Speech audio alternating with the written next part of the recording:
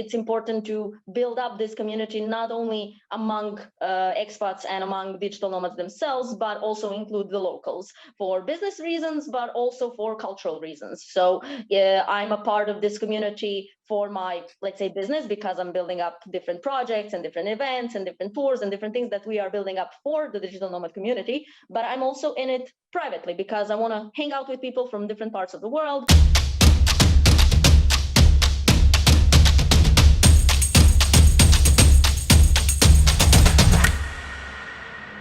Hi guys, welcome back to another special episode of Croatia with the Chat with Nomads podcast. So this is a special series whereby we look into the amazing people that's contributing to Croatia's push as a digital nomad and travel destination. And today we have with us the incredible Ivas of Zagreb. Hi ladies, welcome to the show. Hello. Hello. Thank you guys for taking time out. Before we start diving deeper, right, you guys need to help me with issue we need to sort out, because both of you are called Iva, right? So and some of the listeners are not watching, they're listening to the podcast. So we need to sort out a method to identify which Iva I'm referring to. Okay. Oh, that's the problem of my life. Yes, there's lots of Ivas in Croatia. Yes. So how do you guys usually, Well, between each other, it's easy, but because we do communicate a lot privately and for business, of course, over the years. But I don't know, in everybody that I know business-wise, they all have me Iva Swanky in phone. So I don't know, like I can adopt the nickname Swanky for these purposes if it's going to be easier for you. Okay, cool. So you're with Iva Swanky. And I'm Iva Secret Zagreb. Okay, cool. We'll call it Iva Swanky and Iva Secret. Iva Zagreb. I think Iva Zagreb sounds better. Right? Okay. Okay, awesome. Now that we've got that, I'm kind of glad that you guys didn't say let's use the last name, because I'm like, I have no idea I'm going to pronounce both of your last names. Well, I think hers would be better because it doesn't have the strange Balkan letters, but I don't even want you to try mine. It's just going to make you sound silly, so don't. All right. Sounds good. So very happy to have both of you guys here, and just a bit of background, right? So we have Iva Swanky, who is running Swanky Travels basically, and Swanky is obviously one of the bigger hospitality brands within Zagreb, with the hostel and then a bar and then a travel agency. And I know you guys launched a expat travel club just a few months back, which sounds really interesting. So I'm definitely looking forward to learn more about that. And then we have Iva Zagreb, who runs Secret Zagreb.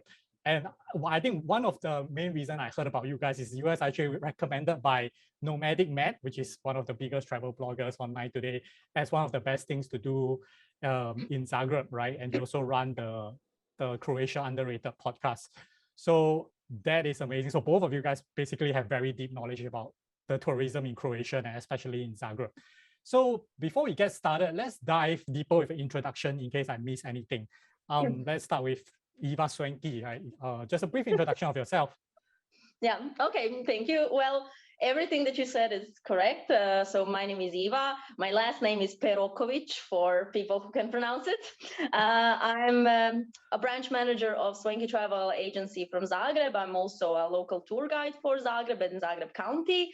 I've been working in this agency for 8 years now, 7-8 years.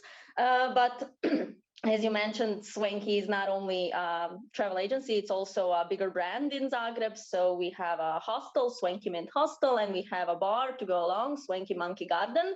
We're all in the city center. And even though we have different branches of business, we are under one roof and under one brand,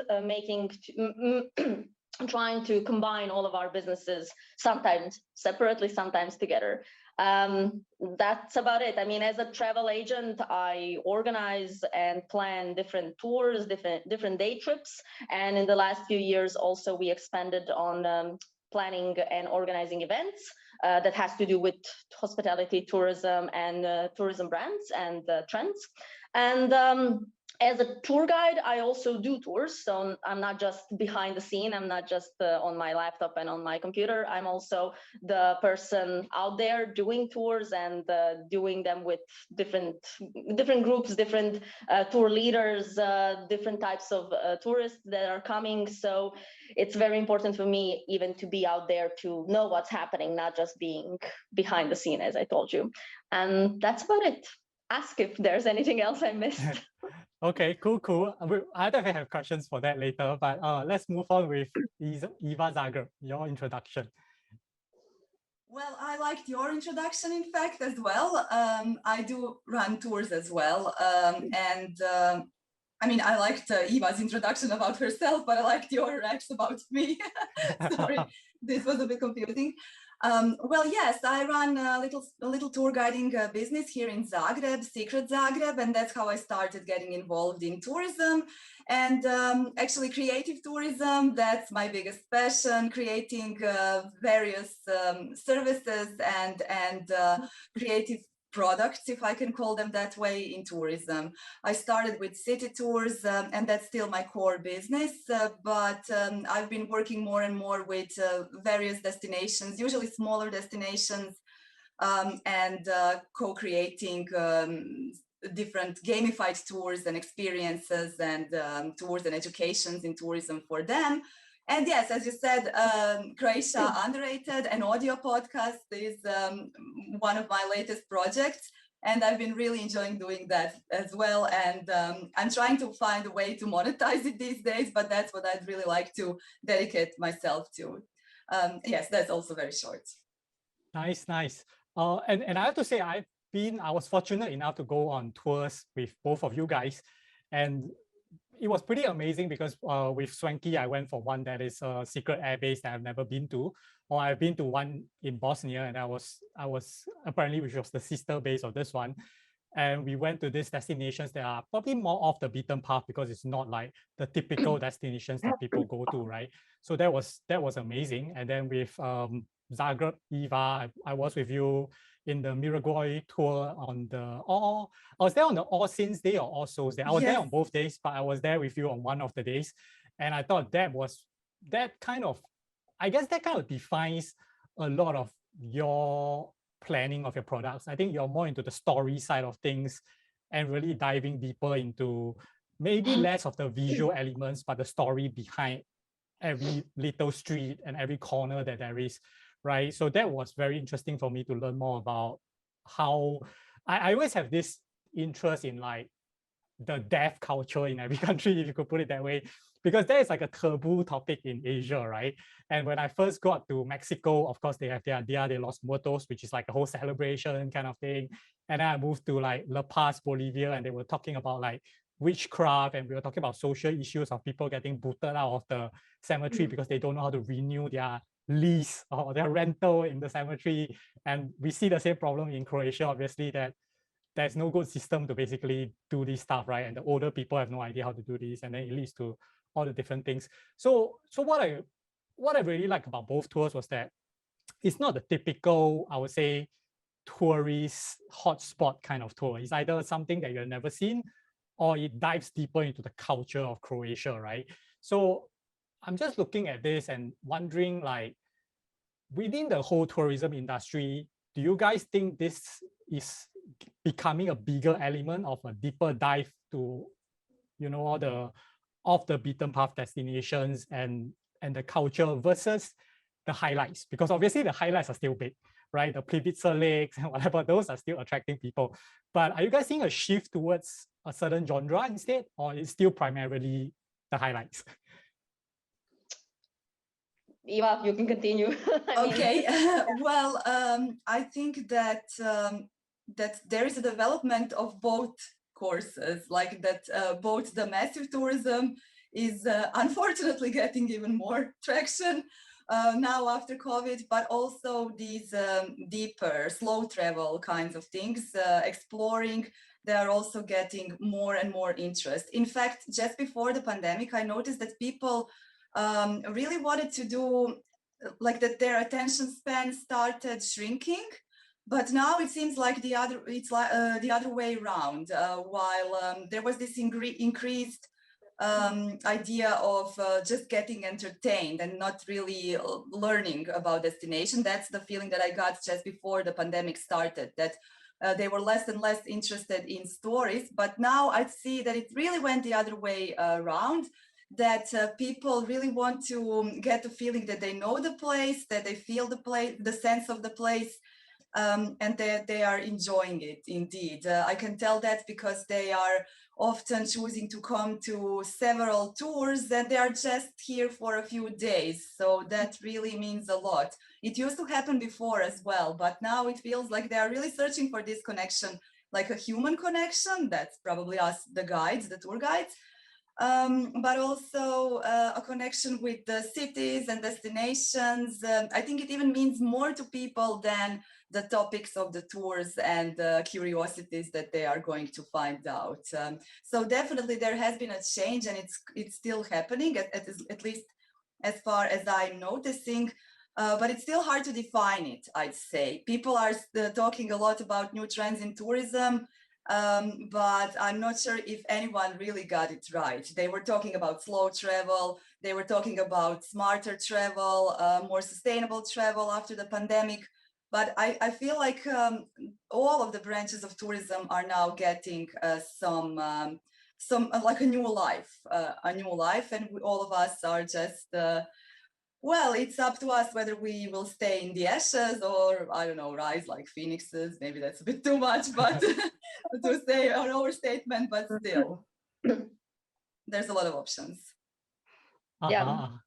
I mean, I completely agree with you regarding the knowing about the actual, like getting entertained, that knowing about the actual story. I think that the only rule is that there is no rule, and that's something that I had to like convince myself in believing, that there's nothing wrong in our planning, there's nothing wrong in our marketing, we are doing everything fine, but we have to accept that the travel trends regarding when do people plan and how do they plan, they just shifted, and there is no planning, there is no rule.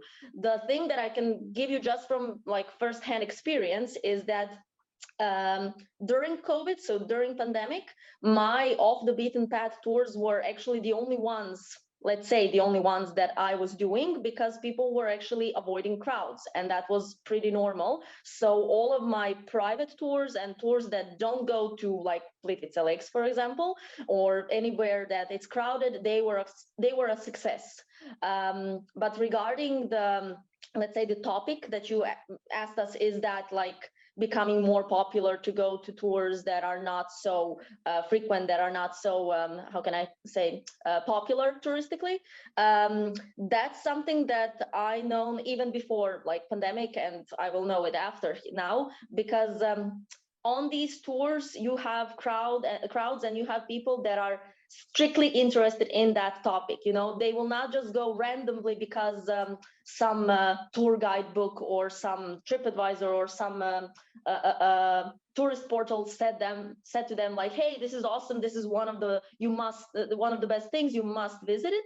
So when I have people on my specific, in this case, let's say urbex tours, I know that I have people who are really into this, you know, so I don't have to worry whether they will like it or not. I already know that they are here for the purpose of like knowing more about their own interests. So that's something that has nothing actually to do with COVID or post-COVID or pre-COVID situation. Is just the thing that it's growing because more and more people are introduced to this alternative kind of tourism. I'm pretty sure that Iva has the same situation, because I know that people who are going to her tours, they don't want to be a part of a big crowd, you know, when they are just like a number standing in a crowd of like 50 other people. The last row cannot even hear what the tour guide is saying. They really want to experience the tour guide story, and they want to be like front row, really listening to what she has to say. So the same thing is happening with me as well. Gotcha. Yes, that's true. One of the reasons I was looking into this is because let's just call this a more experiential form of tourism, right? Whereby you're not just going with the crowd. And I think this is a bit generalizing it, but the main thing is that I'm seeing a lot of, when we talk about digital nomads and slow travelers who are staying at a place for longer periods, right?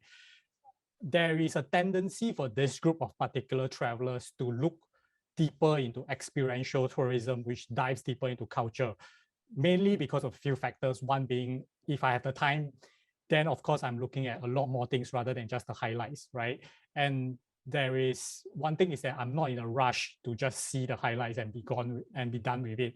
Secondly, is also that there is a bigger desire to dive deeper into the culture, to maybe even be able to make local friends, because I will be there for a month, for 3 months, rather than just there for like 5 days, right? So in that sense, I do think that maybe this particular group provides an increasing opportunity for experiential tourism to grow. And as I look from the outside, as an outsider looking into Croatia's development in the last 2 years, apart from for the tourism industry, apart from COVID, obviously, which has a big impact, I've seen that the rise of Croatia as a digital nomad destination, the strategy falls in line a lot, very closely together with tourism. It's a smart move for Croatia because Croatia has been known as a strong tourism destination, right? So in terms of that, what are you guys' take on this particular phenomenon when it affects, whether it affects the travel industry, or does it affect your business plans, and is there an opportunity? What's the general hot take on it? Yes, well, maybe Iva, you can go first because my mic is something happened. I'm going to fix it. All right. So, oh my God, like this topic is so wide that and so important actually for Croatian tourism. Not only tourism, it goes way beyond tourism. But let's stick to your question. So, before the digital nomad era of Croatia, I mean, digital nomads and expats and remote workers have always been coming to Croatia, of course, because you can imagine somebody coming for a vacation, seeing how nice it is, how maybe cheaper it is for them than where they live, and just a lot of opportunities. Of course, they would choose that as their new remote destination for business, for working, co-working, etc., etc. But it has never expanded so much as it was in 2021 when the digital nomad visa came, and just the whole advertisement and the whole how can I say, digital nomad community rise up, and becoming more aware that this is nothing that will last just for a year or a month, that this is here to stay. So one of the, you said the best, let's say, reason why from the tourist point of view this is a good opportunity, because they have time. Digital nomads, expats, and remote workers, they have time, definitely more time than an average tourist that still is staying in Zagreb, let's say, for about 2 nights, and out of 2 nights, if they want to do something, I mean, that's 48 hours basically, and you cannot actually experience something. You can just hit the highlights, as you said. For digital nomads staying for a week or more, that's already good enough time to experience more stuff. And as they do experience more stuff, they are just open to this local life, which we present through our tours or just hangouts or meetups. And of course, they want more, right? They want to become more and more a part of this community, because it's important to build up this community not only among expats and among digital nomads themselves, but also include the locals for business reasons, but also for cultural reasons. So I'm a part of this community for my, let's say, business, because I'm building up different projects and different events and different tours and different things that we are building up for the digital nomad community. But I'm also in it privately, because I want to hang out with people from different parts of the world. I want to have this opportunity not just to meet them on my tours, and after a few hours I say, okay, thank you for being on my tour, thank you, bye, and that's it. I want to continue this relationship with people from all around the world, because this is how I also, let's say, build up my own experience and my own knowledge about my business, my community, and generally the person that I want to build up to be. Talking about the opportunities for Croatia generally is getting, how can I say, getting new minds in the sense of new ideas, new entrepreneur ideas, new things that we can benefit as a country, not just from them, from being here and spending money here, to be perfectly honest. This is basically an open world to us, right? To any country, but we're now talking about Croatia. This is something that we have to take advantage of, not in a bad way. I know taking advantage sounds bad, but I didn't mean it like that. But taking advantage of this opportunity given to us that actually COVID rushed. I honestly think that this would eventually happen to Croatia and or in this area, but not as fast as it did because of COVID. Because now people here in Croatia are aware that this can become a new way of living. And now people that have never even thought about leaving their desk and leaving their office have the opportunity to, hey, I met this guy, he's from Singapore, he is living remotely, blah, blah, blah, blah. And then why shouldn't I do that? And then they start to think about them experiencing this type of living, which is, again, sharing and experiencing more knowledge and more possibilities in every case. This is my random, very wide opinion about this digital nomad trend. But of course, there are so many smaller parts of it that are influencing smaller, they're impacting smaller parts of our economy and smaller parts of our life. So this is just like a wide opinion about it. Gotcha. And wow. Yes, this was actually amazing. I totally agree with you on everything that you said. You put it so beautifully.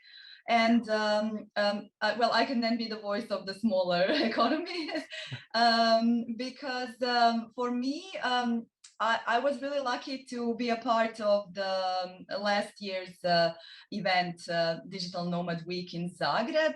And it was just accidentally, Paul Bradbury from Total Croatia recommended me to maybe organize the tours for the week, and Tanya from the organizer board, she accepted it. And this was really so beautiful for me because it was still everything was still very slow. Nothing was happening in Zagreb yet. We didn't really know whether to look forward. Was there any end to pandemic or anything? This was last year. So the situation was really different than at the same time of the year this year. And because of that, I followed it from the beginning. I followed everything that was happening since. But I was also lucky to feel this vibe and the colorful and lively atmosphere that this event brought to the city. Really, it did, and I really felt it on my own skin. It was literally a new hope for me for the next years to come, because things were kind of depressive. Everyone was very depressive, but all in tourism. But all of a sudden, things started happening. And yes, as I've been following the reactions, this is probably the most positive thing that has happened in Croatia, that showed that the country and different public institutions can react if they wish. They made it possible and easier than anything else to get a digital nomad visa. And I've been hearing just lately on the tours, a lot of people, I've been overhearing them, the guests, talking about these options. So it seems like it was a good move because people are considering to move to Croatia for a while and enjoy all the benefits. So I really believe that it was a smart move from all the destinations that were a part of it, and the country itself that made some things more flexible than they do for us who live here permanently. So great job. And the fact that it's all over the news and the tourism board sites that usually locals follow, they started picking up this term. As Iva said, people are starting to be aware that this thing exists, and then they are looking into it. What is this thing, this digital nomad? What is this thing? And they are then realizing that it can be an option for them. I'm also the first one in line. I've been realizing more and more how important it is to have some kind of a passive income, to not be completely tied to a certain location. I mean, it's funny because I'm a tour guide, a local tour guide in Zagreb, and that's my expertise. But it pushed me into doing some virtual tours as well. So it really opened my eyes and gave me some more options. Just being near digital nomads, not even such a big part of the community as Iva Swanky is. Really, I think it's a big option. It's a big push for everyone, because the atmosphere is positive. People are really, I haven't met anyone from the community that wasn't eager to explore destinations, learn more, seize their time, all friendly people and people you can learn from, get inspired from. That's what happened to me. So I think that I was also recommending to people, oh, you have to join this, try to organize some tours. It's just going to be so beneficial, but I can't really explain how, but just try it and it's going to be. So I can say that from each point of view, as a benefit for me, for the business, for the country, and I hope for the people who come here and find a temporary home here, that it's also, this whole movement, I'd call it, is really a positive thing. I'm actually very surprised at how significant the impact of like skill transfer or maybe mindset transfer that you guys were referring to. I personally have never expected that to be a very big part of the nomadic movement. But speaking to players or digital nomad community leaders who are trying to organize nomadic hubs, or they are trying to organize co-living, co-working spaces, or creating a community somewhere, and then hearing from you guys who are more on the local side of things, I suddenly realized that that is actually a super big component, or something that really have a significant impact on like how, well, like digital nomads can kind of give back to wherever they are, you know, the destination that they're going to, and stuff like that. I think that's interesting. And I think the other good point that was brought up was really the idea of events, because I know that the Zagreb Digital Nomad Week last year was not, to organize it was not easy, because back then it was still almost like in the mid of the pandemic. And I know that saltwater nomads and everyone who was involved actually pulled a lot of resources and connections to make it happen. And that actually resulted in more events that is actually part of the hospitality and tourism space, right? It allows opportunity for events like conferences or like even marathon runs to happen. And then, of course, also like experiential tours that dive deeper into the culture or the food scene of Croatia, right? So that seems to be triggering a lot of things within the space, which makes it seem like, I think it ties in really well together with like the boom of the digital nomad together with the rise of the tourism scene. Yeah, well, you mentioned like the transfer of skill and how this digital nomad is impacting the local life as well. I know that this is going to sound maybe not so like real as a reason, but Croatia is a very small country, and most of the people are still not as anything bad, but a lot of people are still living in their, how can I say, in the patterns, you know, in the patterns that are not necessarily bad, but they are patterns. They are same ways of living and not so much thinking outside of the box, not because they don't want to, not because they are not able to, not because they are just like closed-minded. No, people are very open-minded, but maybe for some people, they didn't get the opportunity to actually have a digital nomad or remote worker or anybody who will tell them, hey, this is also an opportunity for you. Pandemic, I'm again coming back to this, pandemic is a perfect example of this, because for example, I have a friend working in a bank. She, in her like best vision of her job, would never think that she would work from home, because who would think that a bank job could be worked from a laptop at your home, right? This was something out of knowledge for all of us, and it wasn't even considered as an option. Then something like a higher force came, pandemic came, and we were all forced, including her, to work at home, right? And now she is having this opportunity, and she is basically introduced with, hey, there is more than one option, right? Same thing happening in schools and colleges. Kids and students are taught to be independent, to be innovative, blah, blah, blah. But I don't know how much actually are they being taught about, hey, you can actually do freelance job, you can do this, you can go out and work for another company. Don't know how much education in our country is based on giving more opportunities, right? Because telling the children, hey, you can also travel and work, it's not a bad thing. It's not like go out of the country and work somewhere else. That's completely different, because I think that only proper advice for this kind of living can actually come from a person who lives like that, not from somebody who thinks that this would be a good idea. And then you have this impact of digital nomads and remote workers coming into country and talking about this topic to people, to young people, to older people, to parents who maybe transfer that to their kids. And now that we have this new way of thinking, which is again encouraged by the fact that look what the pandemic did. Obviously there is a possibility, we just didn't think about it. So I think this is important when it comes to like transferring skills, you know. Plus, I mean, what a better way to get introduced to different cultures, different religions, different heritages, different ways of living, than to have these huge amount of people from different parts of the world coming to your home, basically. By home meaning the country, right? So you don't even have to go out to get the glimpse of the life and then see, maybe I can try it. So this is something actually wonderful happening for our country. It is.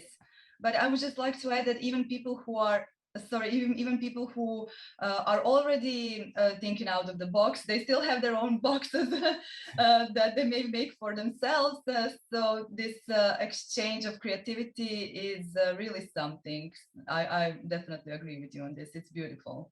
That's probably kind of why, now that you mention it, that's probably kind of why nomads also like to hang out with nomads, because like they break each other's boxes.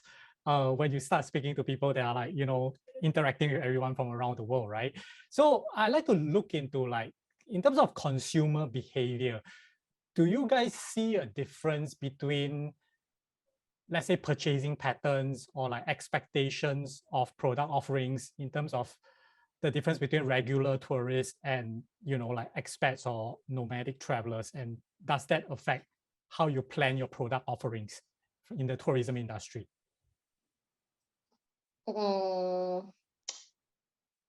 Well, the thing that I noticed, and this is just an opinion, I might not be right, is that digital nomads, remote workers, and expats, they don't prefer to be a part of big tourist crowds. They, of course, they like to meet other people from different parts of communities and different world and different cultures, but because they are given this extra time to spend here, maybe they are looking for something more not unknown, you know, something more local. So the only reason I'm planning more experience tours when it comes to this type of traveler, let's say, it's only because they have the time to experience more than a highlight. So I would really struggle to try to sell a tour, for example, to a tourist who is here for 2 days. You know what? Forget about Plitvice, forget about Dubrovnik, forget about main attractions. Let me show you something. Let me take you to, I don't know, Slavonia, and let's go for a homemade meal in Slavonia with, I don't know, local music and local dances. I mean, that would be awesome if I can do it, right? But this tourist who came here for like 2 days, he was saving the money for it. He has maybe 2 weeks off of his box. He would definitely have a good time, but you know, he has a plan and he really wants to see Plitvice, and who am I to take that away from him, right? So what we tried, and we succeed partially, to always combine, like, okay, we'll go to Plitvice Lakes, you'll see what you want, but trust me on this, 20 minutes away, there is this airplane base that nobody knows that exists, like, let me show you that as well. So I try to like balance it, you know, like, trust me on this one, I'll take you here, but let's do something different. It succeeds sometimes, you know, like people sometimes say, okay, strange little lady, come on, let me show, I trust you to show me something else. But most of the time that's not the case, and I completely understand that, you know. But for digital nomads, they have like they have no excuse, you know, like, I have no time. Yes, you do. Like I'm here only for like a week. Okay, more than enough to see a lot of things that are not the mainstream, like the main highlights. So that's why in my case, I plan it just a little bit different, maybe outside of the box, maybe a little bit more authentic, just because they want that and they have time to do it actually. Yes. Well, I have also been working since I started doing tours. I have been working a lot with the expat community here in Zagreb that is also on the rise. And I also noticed not everyone, but a big number of people who choose to move into a country usually choose it because they liked it for some reason and now they want to explore it. So they really do want to know more than the superficial layer. They want to really get to know how people think and all the history, to appreciate it even more. And they do. In fact, they usually appreciate it more than a regular tourist who comes for just a night or two here to Zagreb at least. They really show great appreciation, and I feel even this sense of gratitude. I think they are really a really beautiful group of people to work with because there's a lot more open conversation, a lot more open questions. They are asking, want to know more, looking what to do next, and they are open to different experiences. They will be happy if they find something new, but also it's not everyone. I mean, it's just this majority, this hype that we see, but there are people who come and just stay locked up in the hotel room because or some kind of a place that they rented because that's their job. Again, they have to work, and sometimes they just don't have enough time and seize the whole time in Croatia just being locked in some room. Also, people who move with their family members and are not even employed. They move to the country like with their wives or husbands, and then use their free time to explore. But also those who don't even bother to do that. I've met those too. So it's right. Different. But those who do, they are true explorers. I know so many people from the States, for example, who were working, some of their family members worked for the government, and they didn't, and they knew Zagreb better than anyone, any local that I know. They really enjoyed that. Got it. Yeah, I think there is definitely a few, well, like every nomad is still different despite generalization, categorization of, digital nomads, but the lifestyle is still kind of different from person to person. And I think there's two reasons, like two generic reasons on why someone goes to a place, right? One of which is discovering the culture, which means that they'll be pretty active in like checking out places and going out. But the other one, it's also, which might be more of a practical sense, is just the desire to live in a country, even if it's routine stuff. So that means even if I just follow a similar routine day to day, but that lifestyle or that routine that's set up in a particular destination still attracts me a lot. So I don't really go out to check out different spots, but I still decide to stay in a place for like a long period of time, right? So there are like definitely these two groups. And I think one of the things to look at, maybe more in terms of hospitality per se, and I think this might tie in with the expat travel club that Swanky is launching, is that there might be an interest in checking out what we might call smaller style events that does not require going to a certain place that is far away. Like, for example, I might not be interested in going to Peroković lakes or like even going to the airbase, but I love to maybe check out all the nice cafes, right, just in Zagreb. So it's really diving deep into almost learning the heartbeat of the city, like really what the locals are interested in as well, right? Like, where do you go to eat? Where are the authentic places for food that are not touristic, right? So, and I know one of the first events I think that you guys did was something related to gin tasting, right?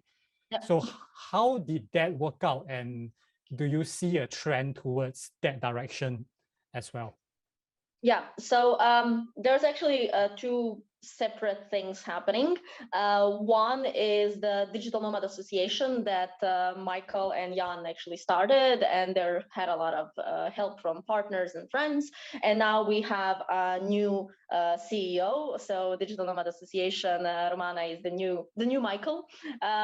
So basically, what they are doing, they are helping digital nomads with their visas and with the technicalities and the paperwork and things like that. But also they are organizing different events in the form of meetups and in the form of nature picnics and co-working sessions, like, hey, let's get together and like co-work together in a co-working space, because it's always maybe better in like a crowd. There was the idea of co-working Monday, because Monday usually sucks, so why not take it easier, you know, and let's have a sucky Monday together, you know. So things like that, and they are really doing a good job.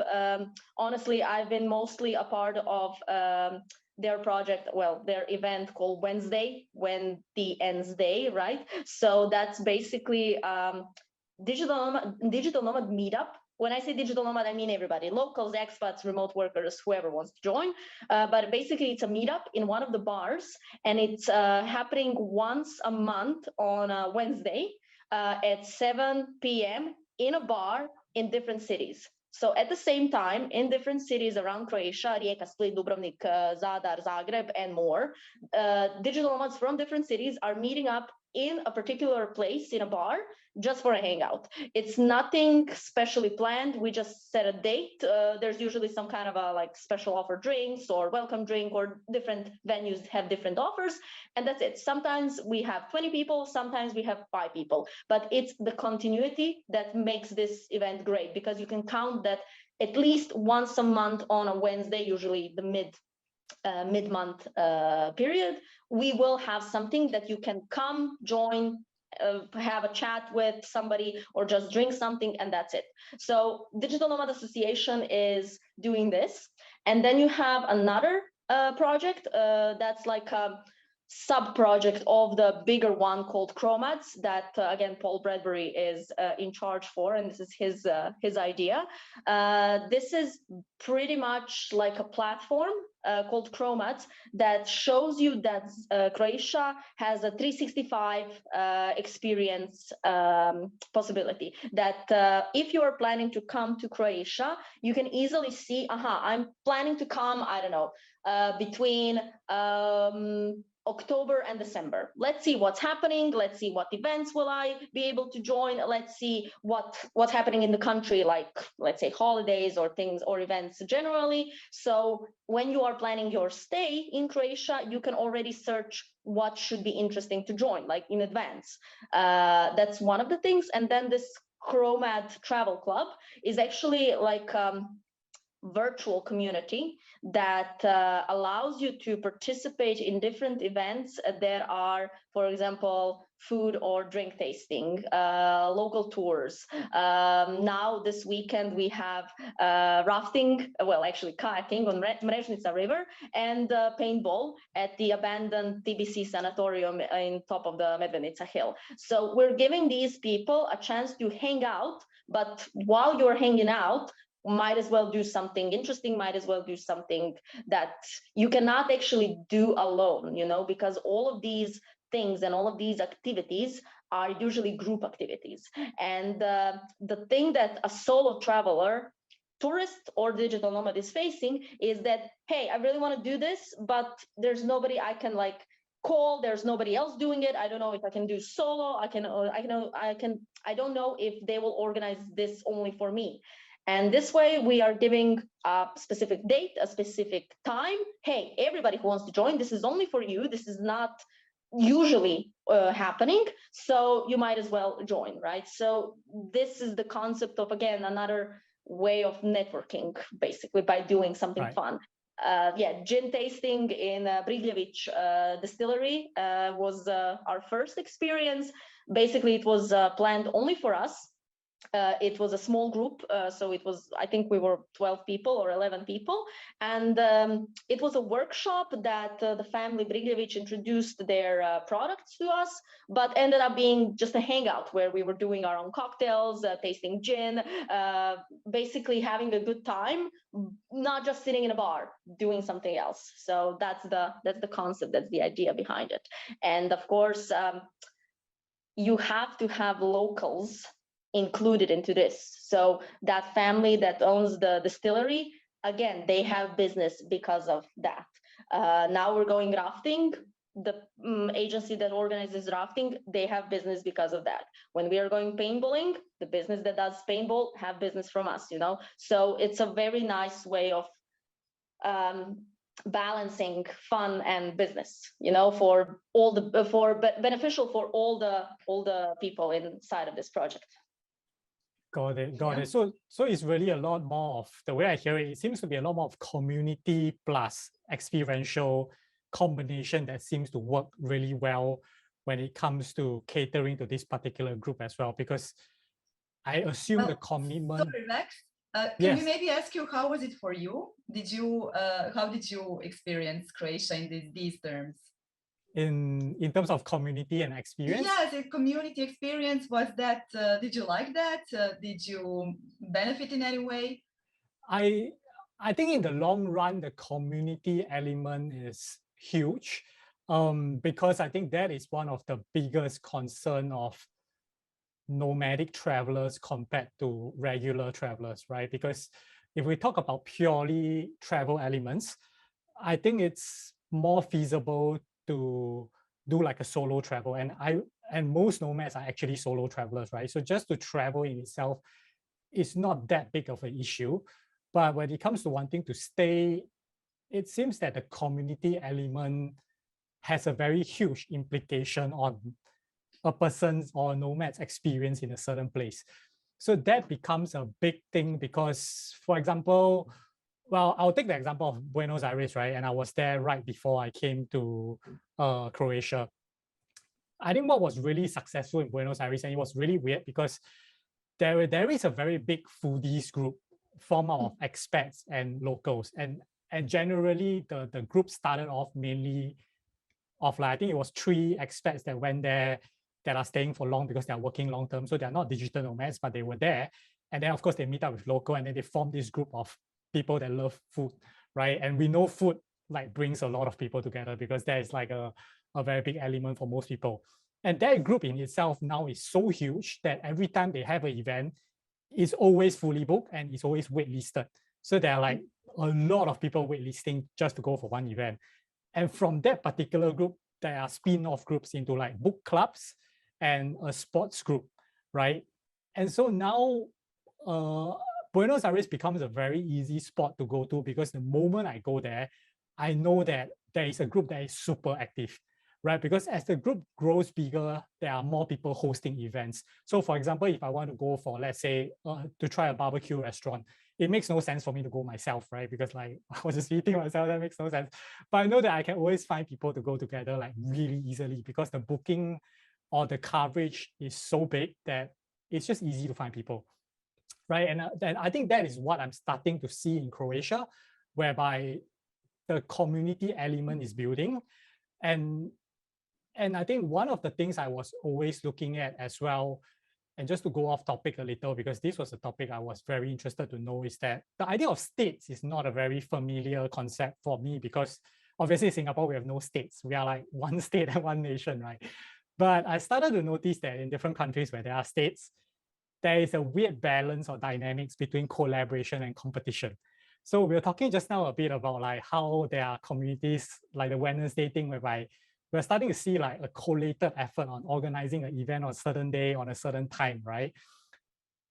But that only started to happen, I think, in the last 6 months, whereas before what we were seeing were very sparse effort from different places, from different groups, right? So in terms of the tourism dynamics of it, what's the dynamics between competition and collaboration between tourisms across different states in Croatia? Because I'm sure every government wants the money to go into their economy so that they can build more.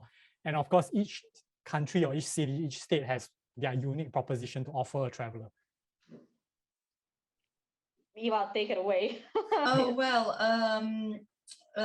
it is difficult because we have a pretty complicated system of tourism boards. There are even very small tourism boards for just one city or one town. And many people would say that they don't really collaborate enough. Although that was noticed, and they started encouraging through different legal corrections, they started encouraging these connections. But maybe joint presentation, but they are still regional. And okay, the National Tourism Board has different approaches, but smaller ones might be sometimes neglected because the people don't really see their value, and sometimes people who work there aren't engaged enough in their local communities, so they can't really get through the sense of small places and make them a desirable destination for both locals to engage in tourism and the visitors to come and visit. So I mean, there are so many problems on different levels. But I think that the people who truly connect different destinations are entrepreneurs, usually private businesses who obviously know that you cannot split a country in a million pieces, that nobody is coming just to kayaking to Mrežnica, as Iva said, or just to do paintball on Mount Medvednica. This is really hard going to be an attraction by itself, and those destinations can hardly be destinations by themselves, at least for people from faraway places. So they need to work together and combine it into a connected product that will make sense, and that's what the private businesses are for, and that's what they do best. So maybe some more help from, if they have good initiatives from both the destination management on local levels, regional levels, and national levels, would be a big help, I think, because after all, the product is what drives businesses and turns money.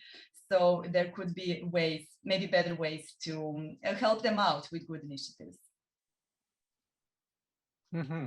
It's interesting because the way I look at this, without looking under the hood, right? As if we are just talking about a traveler coming to a country or a nomad coming into the country, and maybe that kind of ties in with the whole objective of Chromats as a 365 destination, right? The way I see is that tourism can actually be a very strong bonding factor across the whole country, because even as a regular travel, I will assume that the normal rite of passage is definitely to travel from city to city, even if we don't talk about the less prominent destination like Rijeka, Rovinj, Osijek, right? If we just talk about the prominent ones like Zagreb, Zadar, Split, Dubrovnik, right? Regardless if it's a traveler or nomad, there's a very good chance that someone will pass by in one way or another throughout the 4 different cities. And each one actually have kind of a bit of different things to offer a traveler, right? And something that I've not seen yet in Croatia compared to, say, in South America destinations, or even in Western Europe where tourism is the big boom, right, is that there is no connection between either travel companies or hostels or something. So to give an example, right, if you go to a certain hostel in, say, Czech Republic, right, there are chances that you'll find another hostel of the same name in like maybe Austria, right? And if you go to like, I'm not sure if you guys have heard of Sandeman's free walking tour. They are like the biggest free walking tour in Western Europe. So they obviously have built a brand across the different major cities in Europe, right? And so a traveler that goes to one and is very satisfied with the experience would obviously go to another one in the same city under the same brand name, right? And in Croatia, right now, I don't see any particular connection within the different cities. Well, this is also, these branches and franchises are also very much connected with massive tourism in the cities, the particular ones that you mentioned. So we are kind of happy that they're still not here. That's a good sign. It means that the cities are still livable for us. Yes, and they are, no matter how happy you are with the services, they are usually usually not completely fair with their employees, we would like to move. I mean, I think that the whole country would like to move in a more sustainable way, where they would treat all the employees fair. I think it's more valuable that we have Swanky in our city than any franchise hostel, really, because Swanky is a brand that has inspired many hostels all around Croatia, since they took over an old heritage site that wasn't really under a true protection, but they did it. They renovated it in a way to preserve the industrial feel.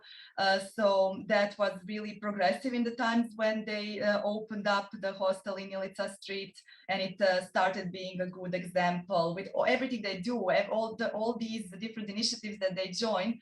That are different from anything else, that even the digital nomad involvement. Now, this is something that drives everyone else, because they will see the opportunity in their destinations to start building a similar business. So sorry, because if I overreacted to just a little mention of franchise hotels and hostels and everything. But it's just, I think that this is because Croatia is still small, it's still not overcrowded. And once they come to Croatia, you will know that it's a point where there's no way back. I'm actually thinking a bit more of like, rather than big franchises, right?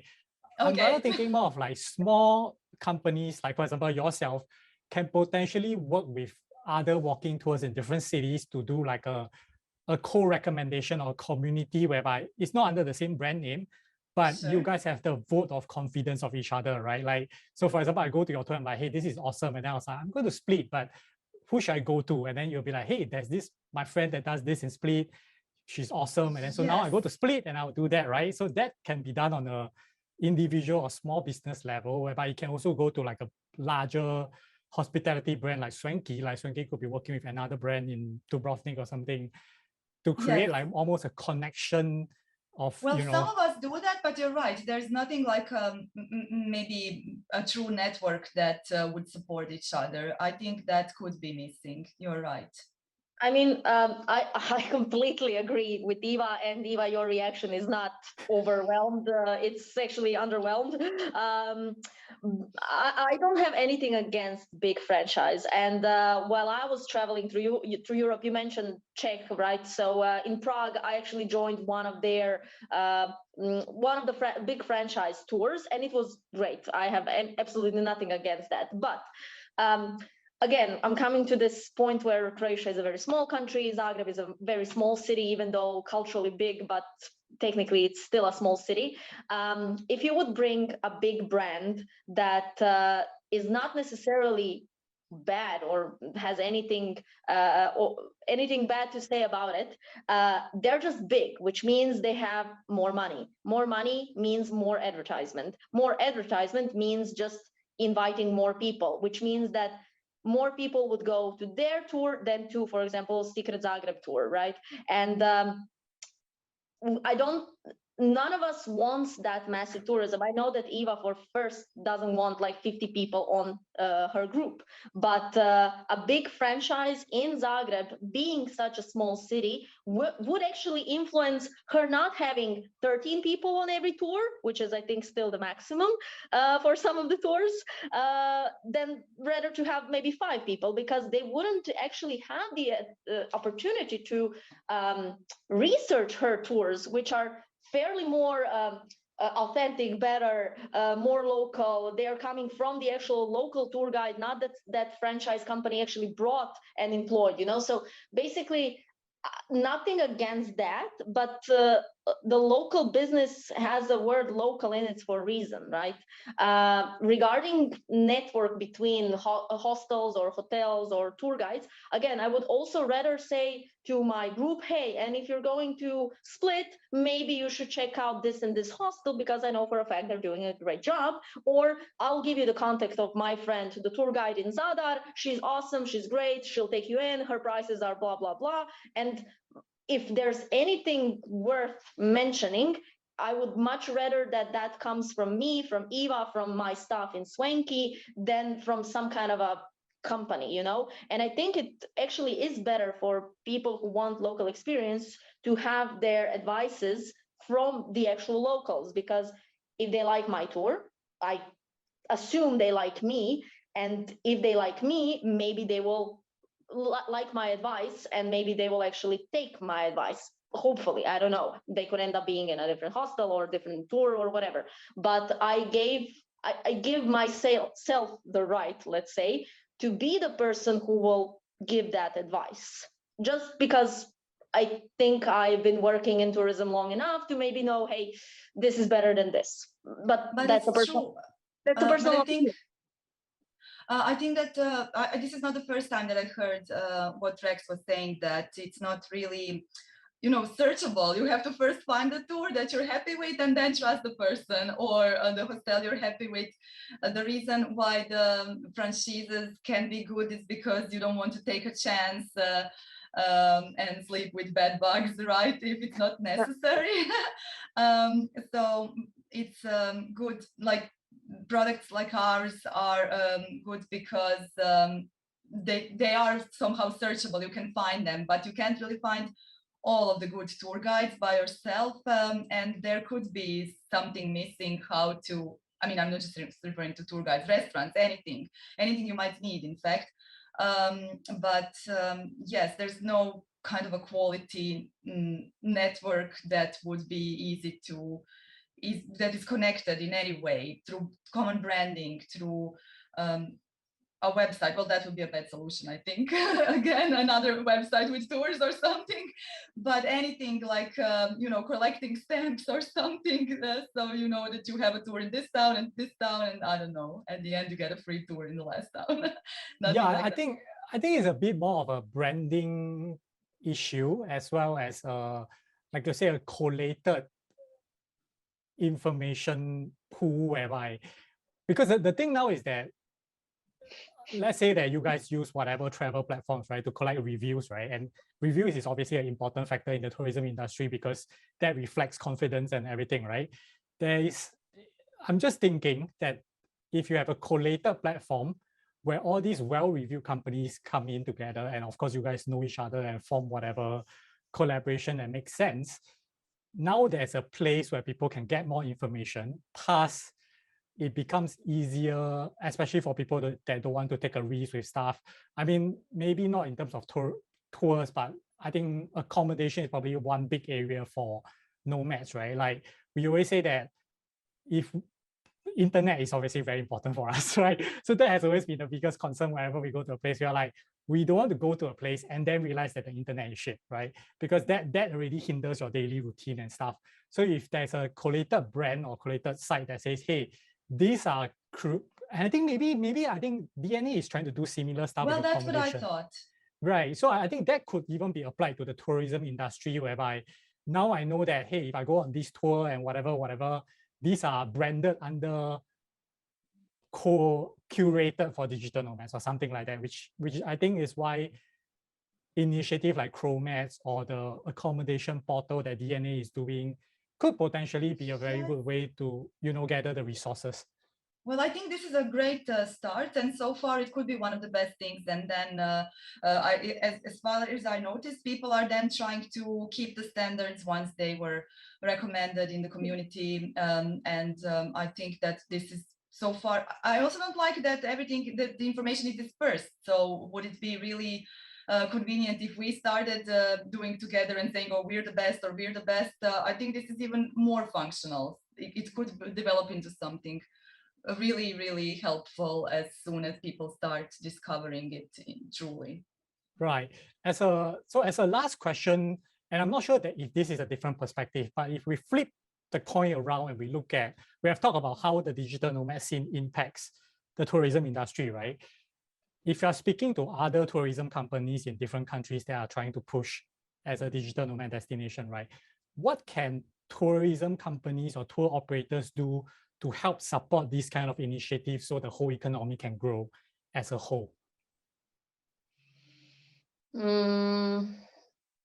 Well, I think that there are many small things. The big thing has been done, right? So the big thing, getting the digital nomad visa into the country and having this big, huge awareness of Croatia being a digital nomad destination, that's check, right? But now, I think smaller businesses, I'm not even talking about only tourism and hospitality. I think smaller businesses need maybe a bit of a strong word, but education about this new trend and about this new way of living and working. Because as a digital nomad, if you come to the country and you live here for, let's say, 2 months, tours and accommodation are just like a small portion of what you actually need. So I don't know, you need a hairdresser. That's just one-off things. You need to go buy groceries. You need to simulate, and like you have to live here, right? So the education that I'm referring to has to go towards the raising the awareness that you are not a tourist here. You are a foreigner, but you are not a tourist. And your needs are more similar to my needs living here than to a standard tourist. Also, raising the awareness that nobody is here to take our jobs. That sounds dramatic, but I heard that actually in the Balkan mentality. That's like, oh, they will come and they will take our jobs. No, they won't. They are here to do their own jobs. Nobody has anything against digital nomads, but awareness of that and education of that is just not on a level that it should be for people who are not in it so deep as me or Eva or Paul or Tanya or Jan or Michael or anybody who is in that. We know exactly what you guys want and what you guys, not exactly, but like we get the point, right? Other people living in maybe similar branches or close branches to tourism are still not aware of actually what's happening, because this digital nomad thing came very fast, very intense, and it just burst, you know, and all of a sudden we have digital nomads and they're everywhere, and something is happening and there are more and more of you. So I think that needs to be done. Not quite sure where that education needs to come from, because there's no like one man who will do it or one company who will do it. But like anything in its like start level, it needs to go like potential, slow, right? Slow in a sense of doing one step at a time. Yeah. We will see this year what will happen, because tourism in its primary form is again opening up and happening, but we have this digital nomad trend as well. So this is going to be the first year where these two things are just going to like clash, right? So we will see what will happen in the sense of pricing. Maybe the best example would be accommodation. We will see if people will still be open giving cheaper monthly rents, let's say, rather than trying to earn as much as possible in like 3 summer months for daily rents. Because I don't know, will people realize that they can earn more or same money from like long-term stays from one digital nomad that will stay in their place for 5-6 months, or they will say, no, I don't want that. I want my, I don't know, 7,500 euros per day, like just doing that every day, like check in, check out, check in, check out, check in, check out, you know? So that flexibility will now come to a test, right? Got it. Yes, that's true. The flexibility will come to a test, but I think that those who tried it already know all the benefits, but the problem would be to teach all the others. In fact, really, people need so many things when they live somewhere, and if the time that you spend being a tourist also can be bad for your actual work while you get used to the city. So making it as convenient as possible to live somewhere could also be one of the challenges, I think. Cool. Sorry? Right. So go on. Sorry. No, that's it. But I think that we kind of started with a very positive note, and I feel now that we are now looking into more and more problems. I actually don't think. I think the big thing about the whole Croatia situation is that well, it's a big change, right? It's not something that's going to happen overnight, but we have seen progress in the last 2 years on like the small steps that's leading to bigger and bigger changes, right? I do think that the biggest positive is that, and I've always said this in all the other podcasts, is that Croatia is taking action. The fact that the people inside know something is happening and they are trying their best to do something, despite not knowing, having a confirmed outcome, the willingness to just dive in and try, that is actually what makes Croatia one of the more attractive destinations in the Balkans. I mean, we are seeing Montenegro, Serbia, Bosnia trying to look at Croatia's example to do this. Is because Croatia took the first step, like within the whole Balkans, to really look into this area. And it wasn't easy. I mean, like it started off with just a few people trying to do something. And of course, now we are seeing more and more people join the ranks in like, and in some sense, that also proves that the education is spreading, right? As more businesses come in to partner with the association or something to offer like discounts or rates or like any way that they can contribute to attract more people to come in or like easier day-to-day living, that actually shows progress is happening. Yeah, Iva, you said that we shifted off from the positive to the negative.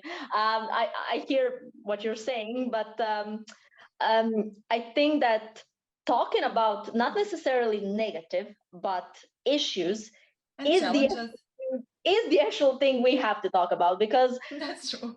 We talk about very openly and very gladly about the good things, but the problem occurs when we just talk about the good things, because there's no business or not even business, there's no thing that you are doing that has only good sides, right? I mean, show it to me and like prove it to me that there is something that only has good sides.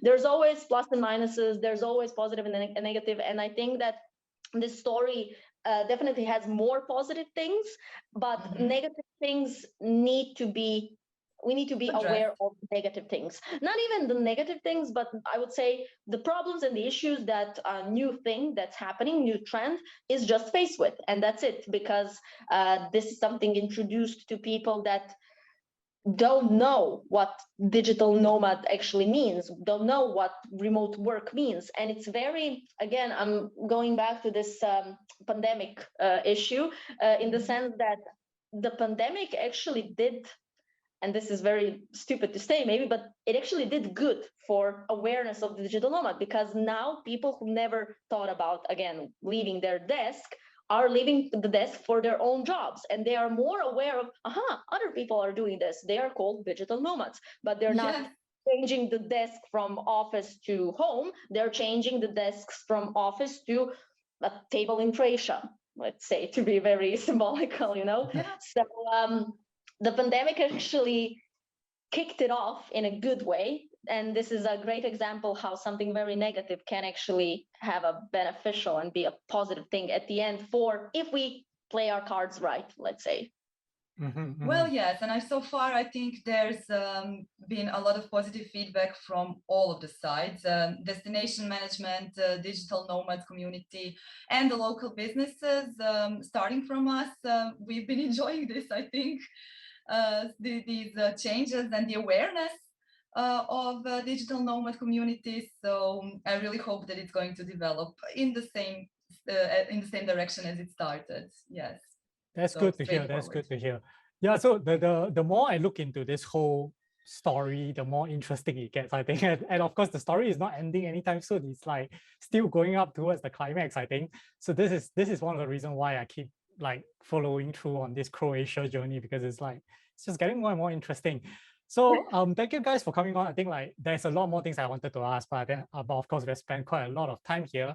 But in conclusion, right, if anyone is going to Croatia and they want to look for both of you for your travel advice on your travel stories, where can they find you?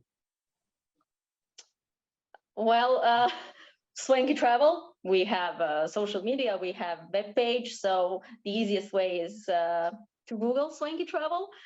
We are in Ilica 50, that's central, and that's it. And if you find me, you will most definitely find Iva, because I'll just tell you where she is, and vice versa. If you find Iva, yes, that's true. She'll tell you where I am. So that's pretty much it. That is true. You can also find Secret Zagreb all over on any social network and online. Also, Croatia underrated. So if you'd like to listen to some stories from Croatia, that can be a good way to get introduced. Okay, awesome. It seems that it'll be easy to find you guys. And I will drop the links for the listeners. I'll drop the links in the show notes, so you can definitely find them. Thank you, ladies, for coming on today. Thank you for your time. Thank you for the opportunity. Yeah.